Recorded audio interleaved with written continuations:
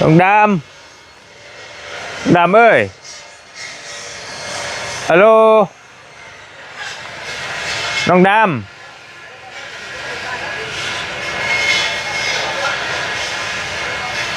ำเอ้ยโบอยู่จ้อยอยู่บ่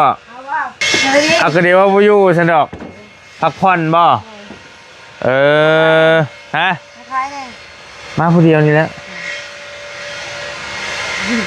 พักผ่อนยามมื้อเว้นพี่น้องลงมาลุมพี่ใช่ไหมมานั่งอยู่โฮมน้ำกันพี่โอ้ยเนาะมันแดดด้วยมันยายทำโอ้ยกำลังว่าสิย่างไปได้กินนี่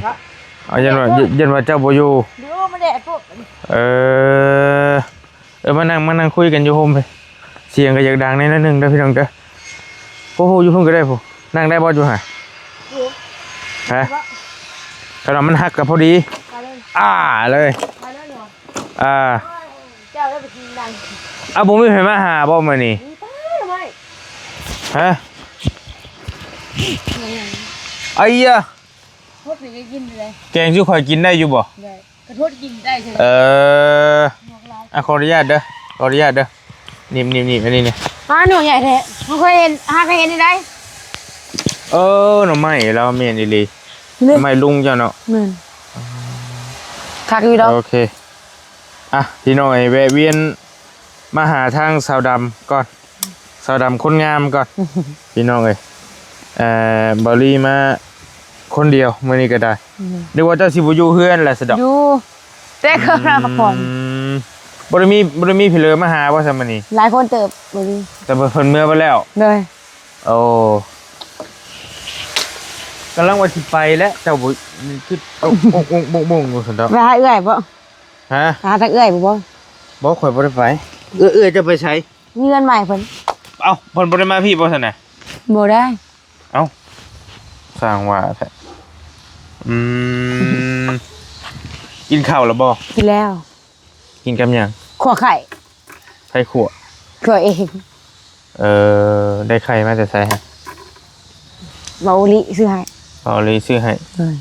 แซ่บอยู่บ่เจ้าเฮ็ดกินก็แซ่บอยู่แซ่บอยู่เค็มบ่หรือจาง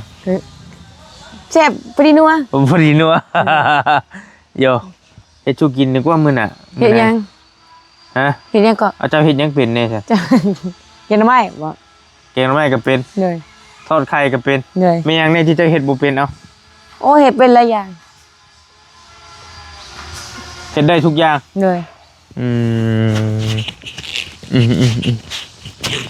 ผัดกะเพราเป็นบ่เป็นผัดกะเพราก็เป็นอีกใช้ใบกะเพราเอาใบกะเพราก็มีอีกเป็นความเล่าอีดีฮะอยู่หลังห้องน้ำฮะพี่น้องเอ้ยปลูกไว้โอ้ยพี่น้องเอ้ยแวะเข้ามาหาทางน้องเพิ่นก่อนเพราะว่าตอนนี้พ่อแม่พี่น้องกำลังให้ความสนใจน้องเพิ่นหลายบ่ได้เมื่อยแล้วว่าน้ำข่อยก็บ่ได้เมื่อยได้ยันว่าคนนั้นมาหาคนนี้มาหารถมันก็จะเกรงใจแล้วข่อยบางทีก็ได้คันเมื่อยก็บอกกันเด้อโอ้ยบ่เมื่อยแล้วยันว่าโอ้ยกำลังนอนพักผ่อนอยู่รถยกมาห้องกันดูว่าซั่นยกได้ยินอยู่เสียงแล้วก็ตื่นไว้อันนี้ว่าเขามาอีกแล้วพ่อเขามาอีกแล้ววะมาเลยเจอเจ้าได้แบบนึกว่าเตียงพี่น้องบ่เตียงมาบ่วานนี่มาโดยสิมาบ่มื้อนี้เพิ่นสิมาอยู่เพิ่นเว้าน้ำข่อยอยู่บ่เชนด้วยจ้ะบ่เชนบ่ทันเห็นบ่โดยข้าวเวียกก็อยากมาอยู่นะเพิ่นเนาะเจ้าบ่จิตคือมาแน่มื้อนี้บ่จิตก็มามีผู้มาหลายผู้ใหม่อีกมาผู้ใหม่ก็มาโดยทีเดียวกันนั่นแหละเขาเจ้าเป็นคนดังนะได้หูบอกเจ้าบ่ดังมันมีใครอยากมาหาเจ้าได้เอ้ยมุกแล้วก็สาวมุกก็มาสาวไรแล้วก็นวลเจ้าแล้วก็มาเบิ่งดังย้อนเจ้าดุเจ้ามันเจ้าบอกขี้ข้านเจ้าเก่งนะหลายคนเพิ่นก็มักเจ้าอยู่ในตอนนี้โอ้ผู้ชายว่าคนดูก็ผู้ชายแม่นบ่เหนื่อยโอ้เบรกได้วัตถุอยากเป้าข่าว50 โลนี่เขาเปลือกได้ เบรกได้โน่นก็เบรกได้ จักสอบ ฮะ ได้สูงสุดจักสอบ เขานี้ เจ้า โอ้ยปานหาชิบชอบ อ๋อ เบรกคือรถไทย โดยไอ้ยะ50สอบ50โลนี่ได้เบิดเลย เขาเปลือกมันแบบว่ามันนักเลยเนาะปากแหล่แหละมันนักนะกูเบรกเลย โอ้ ก็โจมได้แท้เขาว่า เขาบอกงึดอยู่เขาหัน ลอยเจ้า กูติดได้ดิกูมาเก่ง จังพ่อแล้วจังว่าบ่อยากได้ผัวเพราะว่ามันยัง แม่ มันยังจะก็เฮ็ดได้เบิดอยู่ เลย บ่เอาก็ยาดีแล้วเนาะ แม่ ถึกแล้ว เลย เขาหาชิบโลเบรกเองอย่างวะ ว้าวชื่อบ่จักข่อยบ่เชื่อนี่ ต้องเบรกเอง เอาข่อยบ่เห็น บ่ คันเจ้าว่าเจ้าเฮ็ดพื้นหายทานนี่ข่อยเห็นอันนี้ เห็นบ่ แต่ว่าเบรกเข้าข่อย พ บ่ อ ทันเห็ บ่ น เชื่อ บัดนี้ ทำพอกระเบาเบรกนะเพิ่นเห็นอันเพิ่นเด้ คือเจ้าว่าเจ้าคันให้ไถหน้าได้ข่อยก็ยังบ่อยากเชื่อมัน บ่เชื่ ข่ อ อยบ่เห็น ก็เพิ่นทายเพิ่นคาดแล้วแบกคาดไปให้เพิ่น อ่า ก็ผู้ชายเขา พอควัดแล้วบ่ทาน กวาดหายเลยเด้ ว่าให้ยับไปแล้ว เลย อืม วันนี้ได้ชิปสอบวันนี้มันแดดนี่ตอนนั้นมื้อแรงจังสิหาย แต่ว่าทางเจ้าของเพิ่นบ่ให้เขาไปถ่ายในโรงงานเฮาก็ในขอบเขตโรงงานเพิ่นนะก็ยาแล้วบ่เป็นหยังเฮาก็เข้าใจบางทีก็คือในโรงพยาบาลโรงหยังนี่แหละเพิ่นก็บ่ให้ถ่าย เป็นยัง มันเป็นกฎของเพิ่นเองนะก็บ่เป็นหยังคือในเฮือนข่อยนี่นะคือเจ้าเองนี่แล้วเจ้าบ่อยากให้ไผมาถ่ายเจ้าก็สามารถบอกได้แม่นบ่ล่ะ เหนื่อย มันเป็นสิทธิ์ของเจ้าเด้ เหนื่อย แต่อันนี้เจ้าบ่อนุญาตว่าเจ้าว่า ถ่ายได้ มาถ่ายมาเยี่ยมยามข่อยได้บ่เป็นหยังก็มาแต่ว่าหลายคนนั่นแหละคือเจ้าเห็นนั่นแหละยังมาบ่ได้เบิดได้นี่ยันจะเมื่อยให้แล้ว เขาบอกเบิดแล้วยังบ่เบิด ยังบ่ได้เบิดจักดิ บ่เมื่อยเด้ ยันว่า โอ้ยอยู่ผู้เดียวมันเงาได้ ยันว่าโอ้ย เอาบ่นอนบอกชิงมาเลยก็ระเบ้อเลยบัดนี้นอนผู้เดียว บ่ แม่คนหลายคนน่ะนะนอนก็คือ เจ้านั่นละเมอ เลย ละเมอได้ได เอาเว้าผู้เดียวเว้าแบบว่าชุบยาวมากว่าน้ำนองนี่เนาะ เจ้า ว่าไปแล้วบัดมื่นตาได้บัดเริ่มนอนต่อบัดนี้ อ้าวมันเพิ่มมันคนลายเด้น้องมัน เข้าใจ เนี่ย คือง่ายๆว่าง่ายๆว่า คนนั้นมาหาคนนี้มาหาจนฟันบัดนี้เก็บไปฟัน เก็บพิพันธ์แล้วก็มันละมือบัดนี้ ป้าจ้ะได้ระบอกความฝัน บ่ง ยัง ก็ บ่ แอบพูดพัน บอกความฝันเจ้า ใช่ไหม ใกล้สิเป็นจริงระบอกวะ จ้า3,000ก่อน เจ้าบอกว่าเจ้าฝันว่าเจ้าฝันเจ้าอยากได้รถถีบโมเมนต์บอกเจ้าบอกนะ ได้ลูกขี่ บ่ได้ขี่แพ้เอื้อยนะ รถถีบก็รถจักรเอาอันใดสมมติว่า มันลูกถีบ เอาโว้ยรถจักรมันราคาแพงกว่าใดแล้วก็ขี่ไปไกลก็ได้ โว้ยน้องบ่มักไปไกล เจ้าสิมักน้อยสันโดษแท้รถจักรเอ้ยมันสมมติรถถีบมันสิปั่นไปตลาดเซโนได้บ่ บ่ไหวบ่อยากไป มันโซขาดเบิกว่าเคยไปฮอดผู้แต่ว่ารถจักรมัน น้อง ไปฮอด ขี่บ่เป็นรู้จัก มันไปฮอดสวรรค์เชฟปูนก็ได้รถ โอ้ จักร ยไปไกลโพดบ่ ไกลชุดชำได้จะไปในชีวิตเจ้า บ่ได้บ่ไกลบ่อยากไปไกลหลายยาก บ่ไกลได้ฮอดเวียงจันทน์นี่โง่ ก็ไปลำนู้นเหมือนกัน นั่นขี่รถไป แม่น แต่ว่า ไปผู้เดียวเลยก็บ่กล้าไปแล้ว ฮอดใช้ไปผู้เดียวนี่ฮอดอยู่บ่เซโน บ่ฮอด แต่ว่าจักอยู่หรอเซโน จะรู้จักอยู่ เครื่องคองเจ้าซื้อนี่เจ้าเอามาแต่ใส่ โอ้ยซื้อเอาแล้วจะไปเกาะไปจักไรน้องกับลูกจับเก่าอยู่ ซื้อเอาหรือคนเอาให้ ซื้อเอามันแต่เก่าแล้วจะถึงนะ ข่อยมีอยู่น้ำรถข่อยเอาอยู่บ่ เอาอยู่เอาเลยยังบ่ติด แต่ว่าเป็นมือทองได้จะผ่านมาแต่ไทย หมักอยู่ได้ บ่รังเกียจบ่ บ่ละเกียด ว่ายน้ำหนักจักโล ฮะ น้ำหนักจักโล เจ้าว่าจักโลเอา 50โลบ่60โล70อ่ะ บ่ถึก 80บ่ถึก นี่ยังก็ได้เลยบอกมา ฮะ บอกมา ลองว่าเบิ่ง บ่ บ่ให้ทายไหมเจ้าจักโลเอาข่อยถามเจ้าก่อน เท่าไหร่ก็50โล56โลนี่ 56โล ผู้ชงสิกลัวเนาะเจ้าตัวใหญ่เนาะ มันลดลงแล้ว เจ้าตัวสูงเนาะ มันลดลงแล้วบัดนี้ เจ้าได้ครึ่งหนึงของข่อยเกือบครึ่งหนึง เท่าไหร่ ข่อย93โล เอาว่าเลยนะ มันลงที่นี่บ่น้ำหนัก ลงอยู่ ขึ้นลง ตะกี้95 นั่น เมื่อวานนี่93 นั่น ไปสร้างเบิ่ง เมทานี่บัดขึ้นอีกบัดไปขายบัดขึ้นอีกลงอีกเป็นโอ้ เจ้าว่าเจ้าเป็นหยังเจ้าจังท่วงข่อยตุ้ยโพดบ่ ตุ้ยอะไร ตุ้ยเฮงบ่ หน่อย ใช่คือว่าบ่ได้ตุ้ยปานใดฮะ ท้องก็ได้ น้องอะจะคิดว่าจะสิจ่อยก็จับกันเลยโอเคไอ้คือข่าว ฮะ คือแข่งคือข่าวข่าว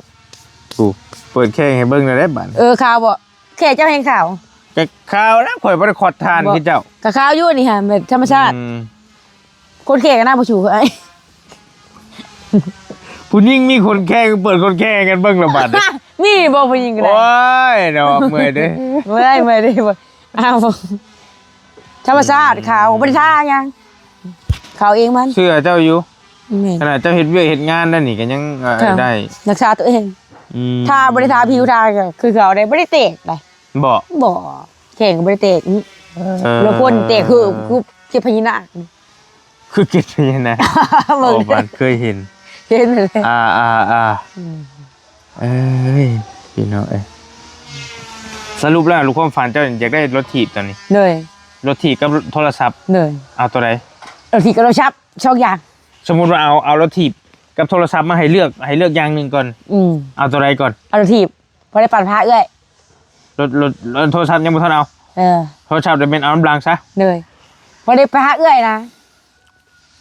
เอาเงินขายทานแล้วขอยสิซื้อให้เบิ่นไปมาฝากว่าสิซื้อมาให้บ่จุบบ่เอาสมมุติว่า มึงเดือกันอย่างรัดไปกับบรัดได้ใหญ่เขาแบบกับพี่บ้าเขาว่าร ถถีบมัน2,000 กว่าบาทนี่แหละไป 2,500ไปเอาอย่างลายขอยสิซื้อให้1,500,000ไป นั่นหาผู้ เออ อ๋อไปเลย ฝากมั่งบืนขอยซื้อให้ แกมาให้ฟรีบ่คิดค่าส่ง จังหน่อยพอแล้ว เจ้าบ่โลภหลายเนาะเจ้าอยากได้แต่รถถีบรถจักรเจ้าบ่เอาเป็นหยังเจ้าบ่อยากได้รถจักร ขี่บ่เป็นน้องบ่อยากขี่แล้ว แต่ก่อนเจ้าเฮ็ดทานเป็นบ่ เป็นแต่บ่อยากขี่ เริ่มแรกเจ้าเฮ็ดเป็นบ่ บ่เป็นปานใด แน่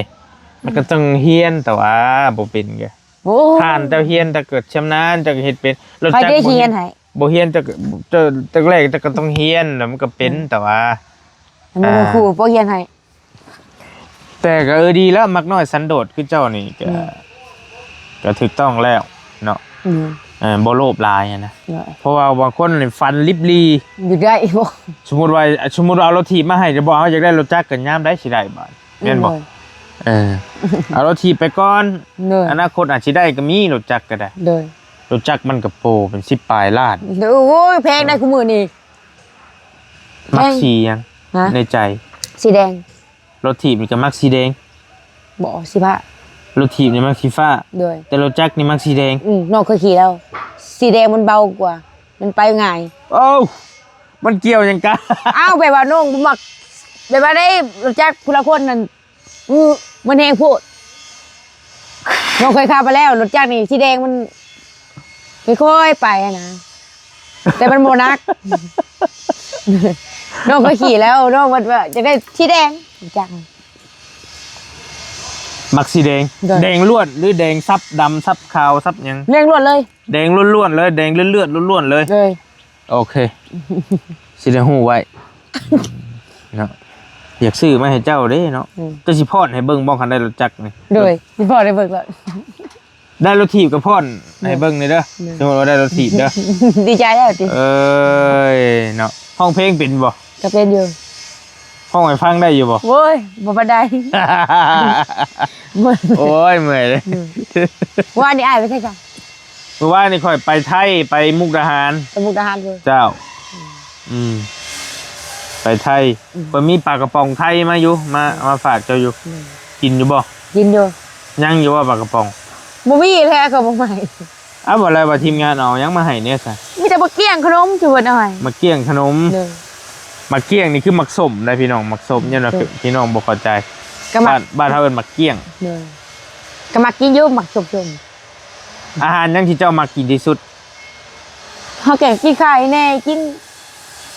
ผู้เล่มอาหารบ้านนอกนี่แหละกระเพาะกระพัดนั่นแหละ บ่เตียงซื้อไก่ทอดมาฝากวานนี่ไก่ KFC เลย แซ่บบ่แบบไหน เผ็ดได้น้องบ่มักเผ็ดปานใด เจ้าเป็นคนบ่กินเผ็ด เหนื่อย อืม หมอกิเพชรแล้วปะโก้ อาหารยังที่เจ้าแบบว่ายากแล้วบ่กล้าซื้อกินบ่มีเงินซื้อกิน แต่กล้าอยู่แต่แบบบ่มีเงินนั่นแหละ บ่ความหมายว่าเจ้าเห็นน้ำโทรทัศน์โทรศัพท์บ่แหละอยากแต่ว่าบ่กล้าซื้อกินสินะบ่มีเงินซื้อกินสินะ บ่ต้อง มันคือหยัง ถ้ากับ FC อะไรบ่ต้องกินบัดเพชร โอ้อยากอยู่ติ เดินมันเพชรบัดนี้ กินแล้วผัดเผ็ด เดินบ่อยากให้ใส่บักพริกโอ้ยบ่ว่ะเพชรอยู่ ทุเรียนบ่หรือว่าเป็น ทุเรียนยังบ่ได้เคยกิน ยากบ่ อยากอยู่ เป็นทุเรียนบ่เป็นกุ้งเป็นปลาหมึกบ่อหยังสินะ อยากอยู่กับบ่ได้กินได้บ่ได้เคยกิน ของที่มันแพงๆนี่นะ มาทุเรียนยังบ่ได้ชิมเลย เจ้าบ่กินดอกข่อยเบิ่งเจ้านี่ มาทุเรียนฮะ มันมินได้ ขิวแห่งหาอื่น เออ แต่ว่า แต่ข่อย กิน ยั มั ง น บ่กิน เนาะก็แบบเมื่อกี้มันเคี้ยวเบิ่งช่วงอยู่ จังแหล้วเอามาลองจะว่าจะติดใจอยู่จังแหล้วบ่พื้นหวานะ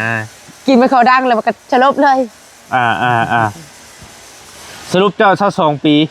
เสาเอ็ด เอ้ยเจ้าว่าเจ้า เออ 22 เสาก็บ่ แล้วก็ เดือนให้ ที่ดินที่อยู่นี้ห้องน้ำนี้ก็บ่แม่นของเจ้าที่ดินทั้งเบิดนี่ก็บ่แม่นนะพี่น้องบ่ได้แม่นของน้องเพิ่นห้องน้ำนี่ก็ไปเพิ่นได้ไม้ทั้งหลังหักไปเลย ทำอะไร แล้วก็ จะไปจับพวกบ่ได้ ความหมายว่าเครื่องซักผ้าอหยังที่ข่อยถามเจ้าหั่นก็บ่ได้แม่นของเจ้าซ้ำเอาไปมา โดย นี่บ่ ไม่แหละ ของลุงเจ้า โดย สรุปเจ้าบ่ได้มีหยังเป็นของเจ้าเลยนี่บัดนี้ โดยบ่มีเอา สิเฮ็ดได้บัดนี้ จักแล้ว ที่อยู่นี่ฮอดมื้อใด จ้าถามใครนี่ทางเอื้อยกับไปอยู่นำเอื้อยแล้วกับปู่เอื้อยนั่น เพิ่นก็อยู่ครอบครัวเพิ่นเฮ็ด บ่คันมีดินเท่านั้นซื้อเอาเดี๋ยวว่าปลูกกระดอกน้อยคือบ่จริงว่า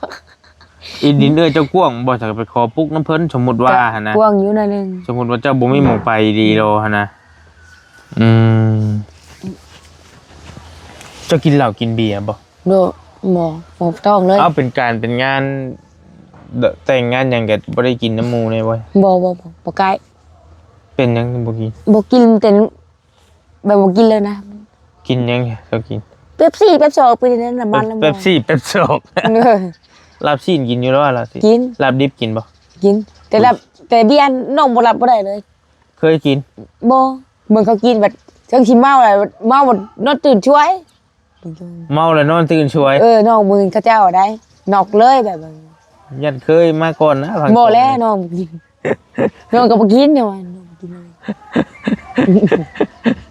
เดี๋ยวยันว่า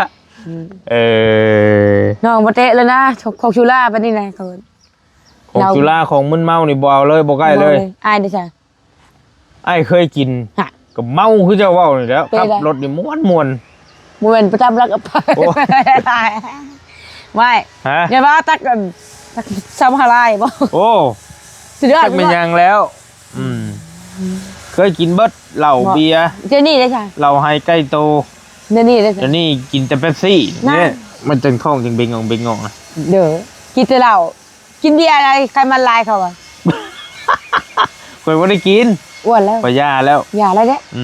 ย่าแล้ว ชอบมึงแม่ผู้ละคนนี่ผู้หญิงกินคือเขานี่ใครมันลายเขากินเบียร์ลายเขานั่นแหละน้องบ่กินน้อง ข่อยเจ้าว่าข่อยเฒ่าแล้วว่าจะเบิ่ง บ่ได้ มื้อนั้นเจ้าจังว่าข่อยเฒ่าอยู่ข่อยว่า ไปชอบ เฒ่า ผม เก่าง อก ฮะ ชอบผมงอกกันแล้ว งอกกันได้นี่งอกบักงอกบักหลายๆนี่ บ่ลายปานใด คันอยู่ไหม อยู่ ก็คันอยู่เด้คันหยาบๆอยู่นี่แหละ ตะโกน เจ้าบ่ได้มีความทุกข์บ่สะดำ ก็บ่มีเลยก็ถูกแน่ก็ได้แล้วก็บ่ แม่นหยังสิเฮ็ดให้เจ้าน้ำตาไหลได้ โอ้ยบ่มีหยังก็บ่ได้ให้ดอก แม่นบ่ บ่ ไปยันว่าต่อหน้าหมู่คนหลายสิจักนอนไห้ผู้เดียวจักยามมื้อคืน โอ้นั่นละมือดิแบบคนละลายบ่แล้วอึ้ง คนเฮามันสิบ่มีความทุกข์แน่บ่ บ่ เคยให้บ่แต่ใหญ่มานี่ บ่ได้ แม่นหยังสิเฮ็ดให้เจ้าน้ำตาจังออกได้ จังได๋น้องก็พูดนะ แสดงว่าเจ้านี่เป็นคนอารมณ์ดีแล้วก็จิตใจนี่ บางพอเชียกอ่ะพอแท้ๆเชียกก็น้องก็บ่ได้ให้ดอก เป็นหยังจังบ่ให้ บ่ได้คิดฮอดเพิ่น เอ้า เป็นหยังเลย นะเป็นยังบ่ได้เป็นเลยบ่ได้หายน้ำเพิ่นบ่ได้เมื่อใกล้เพิ่นเลยน้องเพิ่นเชียง เพิ่นอยู่ไส เพิ่นก็อยู่บ้านเมียเพิ่น เพิ่นบ่ดีกับเจ้า โดย เพิ่นตีเจ้า โดย เออ แต่เราชวนเมื่อเด้เราบ่เอานะเจ้าบู้ใช่บ่เอ้ยเฮาเล่าให้ฟัง บ่ฮู้แหละ เนาะ อืม เพิ่นแบบว่าเฮาเป็นลูกชู้เพิ่นว่าสิเฮานะเพิ่นได้แต่เอ้ยเฮาผู้เดียวเพิ่นให้เครียดเพิ่นเครียดแม่เฮา พอเจ้าฮะ เครียดให้พ่อเฒ่าแน่ เจ้าหันเป็นลูกชู้เพิ่น เล ว่า ยแม่นเลย โอ้ ก็นั่นแหละก็ลูกคนเดียวกันนั่นแหละกับเพิ่นนั่นแหละกับแม่เดียวกันนั่นแหละ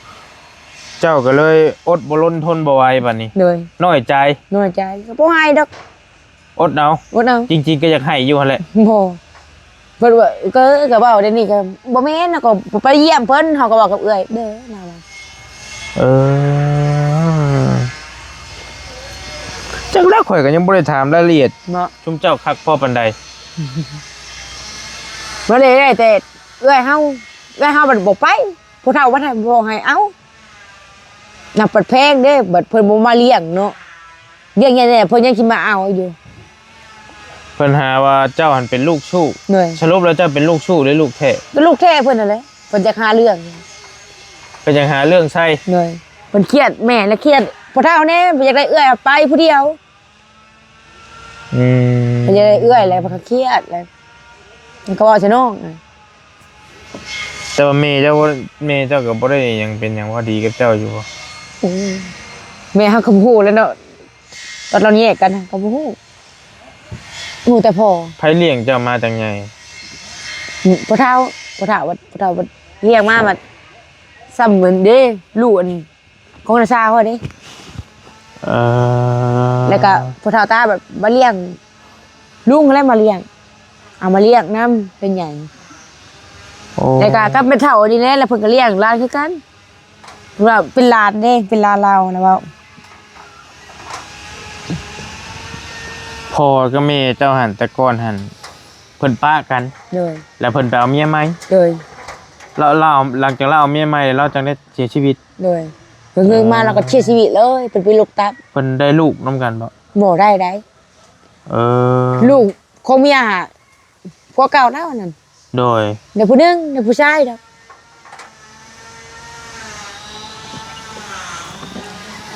แม่เจ้าน่ะได้ผัวใหม่เดี๋ยวนี้ เลย ตามได้คุยน้ำเอื้อยแล้วเมื่อวานก่อนนะพี่น้องได้ผัวใหม่เลยอยู่ไทยนี่แหละได้ผัวคนไทยบ่ เลย แสดงว่ายังบ่เฒ่าปานใดบ่แม่เจ้าก็รู้ว่าจังได๋อืม จัก บ่ได้คุยกับแม่จักปีแล้วนี่เจ้า หลายปีเติบแล้ว บ่ได้จักซ้ํว่าเราอยู่จังหวัดใดอยู่ไทยก็อยู่ไสหม่องใดเจได้บ่ โมโห เนาะช่างว่าแท้สะดำเว้ยขับติดต่อมาเลยเราก็ได้ เจ้าก็บ่ได้อยากติดต่อหาเพิ่น บ่ติดต่อก็บ่ได้อ่ะ จักสิไปค้นหาแบบใดติ สิคนหาบ่ได้หน้าก็บ่จื้อ โอ้ว่าง่ายๆเจ้าแต่ใหญ่มาบ่รู้จักคนแม่ครับ เลยบ่จักสิพ่อ โอ้ มันนั่นแหละ ข่อยฟังบ่ทันกินนี่ บ่ โมจะเดียวบางพุดพ่อกับแม่เจ้าป้ากันแต่เจ้ายังน้อย เลยแล้วอยู่นำพ่อเฒ่า ๆเจ้าน่ะอยู่นำพ่อเฒ่า เลยกับเอื้อยเลย2คน พ่อเฒ่าแม่พ่อเฒ่าแม่เฒ่าเลี้ยงเจ้ามา เลย แล้วพ่อเฒ่าแม่เฒ่าเลี้ยงเพิ่นเสียแล้ว เลย แล้ววันนี้แล้วก็ ลุง พ่อก็ลุง เลยหามาเรียกต่อ ลุงเอามาเลี้ยงต่อลุงที่ไปเวียงจันทน์นี้ เลย ลุงที่อยู่ดินในปัจจุบันนี้ เลย โอ้แล้วเพิ่นเฒ่าแล้วบ่ลุงเจ้าก ระเฒ่าเติบ ซำใดเด้เฒ่าบาดเพิ่นมีลูก 3คนผู้ชายเบิด ไผสิมาอยู่นำเพิ่น ตัวใดมาอยู่นี่ โดย อยู่นอกนี้ อยู่น้ำดินเพิ่นนี่ มีแต่เมียเพิ่นนั่นแหละ เอาลูกเพิ่นดิ ลูกเพิ่นไปไทยปู่กกไปไทยผู้2คนน่ะไปนํเพิ่น มีครอบครัว ยังแล้ว ฮะดินเพิ่นก็หอมๆนึงลูกเพิ่นอีกบัด แต่จริงเพิ่นว่าสิป้าให้น้องนี่แหละเพิ่นน่ะผู้เป็นอันไผอะครับผู้เป็นเมียเพิ่นแหละเพิ่นสิไปซื้อดินไหมเพิ่นว่ากับทางนี้ แต่ว่ายังบ่ทันมั่นใจปานใดเจ้าก็ได้ เนี่ยรอรุ่นก่อน โอ้ เพิ่นว่าทางนี้มันแคบโพดเพิ่นน่ะปี กินแคบโพด กะเมนอยู่ กะแม่นอยู่เพิ่นว่าเพิ่นมีลูกหลายเด้ อืม เพิ่นสิไปถือทางบ้านเพิ่นนั่นแหละเพิ่นเป็นป้าก็ได้ คันว่าเพิ่นคิดแนวนั้นก็ดีแต่ว่าเจ้าอยู่ได้บ่อยู่นี่ อยู่ได้บ่เพิ่นน่ะก็โทรมาบอกเอื้อยได้ให้ปลุกนี่ก็ได้สาวดำดีเพิ่นว่านั่นนี่ ชาวดำดี เด้อ ชื่อเจ้าน่ะชาวดำดีบ่ เด้อเพิ่นว่าให้ปลุกนี่ก็ได้มากันหัวนี่ออกเพิ่นนะกระตบน้อยก็ได้เพิ่นว่า ก็เมนอยู่แต่ว่ามันเพิ่นผัดเนาะเพิ่นผัดเอาไปชี้เพิ่นว่าถ้ามันแคบหั่นนะอ้ายทางผู้ป้าเว้านะผมบ่อยากอยู่ เพิ่นยกให้เจ้าก็โอเคกันว่านี่ก็ ก็ทำพอลูกก่อนเพิ่นก็เพิ่นลุงก็ยกให้อยู่เพิ่นว่า วันนี้เราสิไปซื้อที่ดินใหม่ยันเราคันเรานั่นในใครอยู่คันเรามีหม่องซื้อหม่องหายัน นี่ ดินคู่มือนี่ก็มันแพง อืม ไปซื้ออยู่ กระ ซะ ยาเพิ่นบ่อยากไป ก็ใครขมุด นี่ คันเจ้ามีเงินก็เจ้าขอซื้อน้ำเพิ่นต่อบ่สินะก็ นี่ สิใครกลัวข่อยว่า นี่ หรือว่านั่นเจ้าก็ซอยเพิ่นซื้อดินใหม่น่ะต่างขอซื้อดินนี่นำหั่นน่ะ นี่อันนี้ก็เป็นเพื่อนมูนเนาะเพื่อนมูนตะกี้นี่เดี๋ยวนี้ โอ้ บ้างออกแล้วไง โอ้แล้ววันนี้รถเจ้ามันเข้าได้บ่นี่มีทางรถเข้าบ่นี่ รีบเข้านี่เข้านี่ก็ได้ เข้าโรงงานนี้ นี่ โรงงานนี่เพิ่นปิดกันแล้วนะ บ่ปิดได้ แม่นแล้วเฮาสิฮู้อนาคต บ่ปิดบ่ปิดเลยประตูก็ยังบ่ปิดแต่ เถื่ออนาคตเพิ่นปรับปิดโรงงานบ่เลยเฮ็ดเพิ่นเฮ็ดแนวใหม่กันแล้วเฮาสิเข้าทาง บ่แล้วก็เฮ็ดอาชีพนี่แหละลูกเรา เกือบพี่เด้เข้าได้บ่พี่ คันมีดินท่วมใส่ก็เข้าได้คันพายโอ้คันเดือนท่วมน้ำท่วมหมดเลยมีทางไป มันเป็นคลองบ่ โดย โอ้ นี่ดินนี่เพิ่นจะขายอยู่ ใช่ เด้นี่น่ะน้องไปเบิ่งมันใกล้กับนี่มีหัวนี่ เท่าไหร่เพิ่นสิ จักแล้วน้องก็บ่ได้ลืม โอ้เดี๋ยวก่อนพักก่อนนั่ง อะไร แป๊บนึงแล้วจังไปเบิ่ง มา เพิ่นว่าเพิ่นอยากขาย โดย เลยเฮ็ดได้บัดนี้ เฮ้ยเด้ตู้นั่นเด้ แล้วเฮ็ดได้บัดนี้ จังได๋มันก็พอดีแหละเป็นหนทางมาพี่เลย เจ้าอยากได้บ่ เนยอยากได้อยู่โอ้ยบ่ ติ อ ด ยากได้ ทางบ่นี่ติดทางบ่นี่ มันติดกับหัวหน้าแจหัวดิเด่นตัวเด่นนี่ โอ้ ปฐมนี่ปุ๊บแต่สิบ่จะได้ขี้ดินหล่นอะไร โอ้มันเป็นคลองเนาะ มันเป็นคลอง บ่ง่ายหรอกสะดำ บ่ง่ายบ่ง่าย บ่ง่ายดอก ทางนี้ปุ๊บนี่ก็ได้เพิ่นน่ะก็ตอบได้ก็ได้เพิ่นน่ะ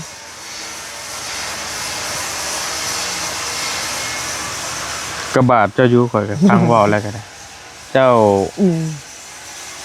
ถูกกล่าวหาว่าเป็นลูกชู้ โดยแล้วว่าเราก็เว้าได้ ลูกชู้เราก็เว้าเราอะเดี๋ยวอยากเตะของเรามึงยิ้มเอา อ นี่ ยู่ เด้อ ไสคนใด ฮะ คนใด พอฮะ เอ้ยเว้า เอาเอื้อยตัวเฮาเว้าหมู่นั่นเด้ อยู่ไส อยู่น้ำเฮานี่แหละไปน้ำโพไปหาพ่ออยู่พุ่นแหละคือไปหาเราไปเกี่ยวข้าวใส่เราก็เกี่ยวข้าวแล้วบัดเฮาอดมันเอาใจผู้เดียวหน่อย อืม แล้วก็เว้าสิน้องนั่นน่ะพี่เอาดีเด้อแต่กูเตะน้องกูขาน้องพุ่นทิ่มเด้อพันน่ะมันเป็นลูกชู้ว่าอันนี้ อันผู้เอ้ยผู้ลูกผู้เมียใหม่เพิ่นบ่ บ่พ่ออะไรเว้างั้น อืม เมียใหม่ผู้เมียใหม่แล้วก็บ่เว้าเลยแล้วก็ปากยังบ่ได้แล้วก็ อืม นี่เอาในนี้แล้วอะกูเจอกูขาทิ่มมันเป็นลูกชู้แล้วว่า เอ้า บ่เอาแต่เอื้อยให้แล้วเพิ่นเสียวไปเกี่ยวข้าวน้ำเพิ่นนั่นแหละเกี่ยวข้าวหน้าแช่งน้ำเพิ่นเท่านั้นจนเฮายังน้อย อืมก็ได้ก็ย่าแล้วพอเจ้าเด้ เพิ่นก็บ่มักน้องเลยมักมึงได้ล่ะ เพิ่นบ่มักก็ย่าแล้วเพิ่นเสียไปเฮ็ดได้ อืม อย่างน้อยก็พอเจ้าได้ผู้มีบุญคุณเฮาก็ย่าเพิ่นแหละเฮาก็บ่ประมาทญาติคุณเพิ่นอดเอาหั่นแหละ หมดแล้ว จังแต่ว่ามันเพิ่นก็เสียไปแล้วได้ซั่นน่ะ เสียไปแล้ว โกรธแค้นไปก็เป็นบาปในใจเจ้าซื่อ แม่น ๆเออ น้องก็บ่ว่าหยังน้องก็พามาแล้วกับเอื้อยก็ได้ เออ เพิ่นหายได้ ช่างว่าวเนาะ เพิ่นหายลูกผู้ไปเอามีลูกลูกที่กับเมียเพิ่นอะไรเพิ่นหายลูกแล้วก็อยากหายแล้วอ่ะมันเราเป็นผู้ชายเนาะว่า มากันกระปบไปอยู่ซิโนบาดโมนะ เอ้า ไปอยู่น้ำข้าวบนไม้เขาเหรอวะ ก็บะก็ ก็บอก แล้วก็บ่มีหยังได้พ่อก็ได้ว่าเมียผู้นั้นจะมีมูล เพิ่นอยู่บ้านไหนเมียเพิ่น มันดังสวรรค์ ทางไหนเด้อ นี่ ไกลบ่ ไปทางโคเช โอ้สาวกัวเซ่ผู้ โกย หัวใจเพยันมาหลงฮักเจ้า ทั้งเทิงผู้ เลยมันก็มีทางแหวกเข้าไปอีกน้องก็จื้อได้ดูไปเมืองกับเบื่อยตอนนั้น เจ้าเพิ่นเป็นโรคตับแบบตาย เลยไปกินเหล้าหลายบอกง่าย โอ้ยกระบะแม่เจ้านั่นก็บ่ฮู้ว่าเพิ่นยังมีชีวิตอยู่บ่หรือว่าจังใด ๆเจ้าเลยน้อง กั ก็ บบ่จัก บู อืม อันนี้กับผัวบ่อยมากน่ะก็ได้น้องง่ายๆซะผัวผลบ่อยมาก อยู่น้ำผัว เลยผัวก็บ่อยมากแล้วยันผัวใหม่อะไรผัวเก่าอะป้าเลย อืม ผลเอาผัวหลายคนผลนะผลเนี่ย ไอ้ยะ อย่างนั้นคนนี้อะเบาเลย เอาผัวไปเรื่อยๆพังว่าวนี่ เอาไปเลยมาเที่ยวเพิ่นก็ยังได้คู่มือนี่มาเที่ยวเพิ่นน่ะ ม เขาแบบเนาะผลลายเชียว โอเคเดี๋ยวค่อยไปเอาเครื่องมาให้เจ้าก่อนเด้อใส่เด้อสนามแล้วนั่งถ่าจังหน่อยเด้ออยู่ดีมีเฮงร่ำรวยเด้อโดยโอ้สู้ๆจังใดเจ้าก็ได้ เลย เดี๋ยวสิเอาอันนี้มาให้ เลย เจ้า เพิ่นก็บอกเอื้อยแล้วเว้า ไปพี่น้องบอลลี่ขอตัวจบคลิปปิดคลิปไปเพียงซ้ำนี้ก่อนแล้วจังไปสอบถามเล่าใหม่เนาะก็มีนำมาฝากมาต้อนเราอยู่ แต่ว่ามีทางทีมงานเพิ่นก็สิเข้ามาคุยน้ำเล่านี่เนาะก็หลายคนพี่น้องเดี๋ยวบอลลี่สิจบคลิปไว้เพียงซ้ำนี้ก่อนแล้วจังเสียของฝากของต้อนมาให้ทั้งสาวดำน้ำนี่แล้วจังว่ากันพี่น้องเนาะมาฟังเรื่องราวแล้วแหละก็เป็นตาลิตนแล้วอยู่เป็นตากระบาบแล้วอยู่พี่น้องเพราะทางสาวดำนี่ก็ถูกดูถูกถูกดูแค้นมาสารพัดนะครับถูกกล่าวหาว่าเป็นลูกชู้โอ้สารพัดนะพี่น้องฟังแล้วก็แต่น่าสงสารเนาะสาวดำกำพร้าเฮาพี่น้องในใดก็แล้วแต่อยู่ดีมีแฮงโชคมาร่ำรวยเนาะบ๊ายบายติดตามเคสน้องเพิ่นในตอนต่อไปอยู่ดีมีแฮงโชคมาปีใหม่พี่น้องโดย